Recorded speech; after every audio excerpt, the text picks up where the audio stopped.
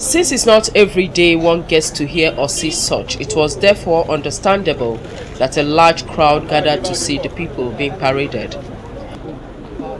The stench from the human parts was repulsive.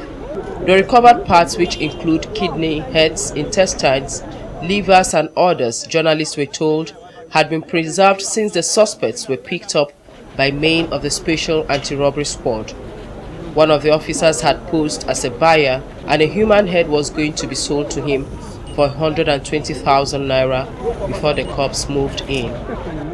They were arrested from one village called Joju in Ogun State. We picked interest in this because we have of recent recorded incidents of people disappearing without being traced. And we hope that with the arrest of these criminals, we should be able to get to the root of some of these disappearances actually. Because I wouldn't know how somebody will prefer to deal on human parts as if he's selling spare parts of motorcycles or these things. Essentially, that is why we brought their faces out.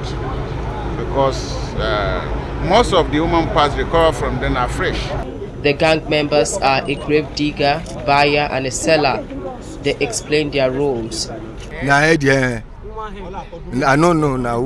the past 4 years, I've bought human heads only for 10,000 naira from her. I they do for spiritual something. When we need to dig a new grave, we exhume an old corpse and cut off the head. All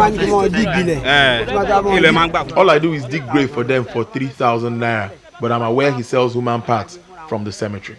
The only woman in the gang who specializes in selling the human parts was said to have chopped off a piece of the human flesh and ate in a bid to convince investigators that what they saw was ordinary meat and not human flesh. I've been selling for 2 years and I sold only 10 human heads. We shred the heads into tiny bits for herbalists. Police say investigations continue. Ivy Kano, TVC News, Lagos.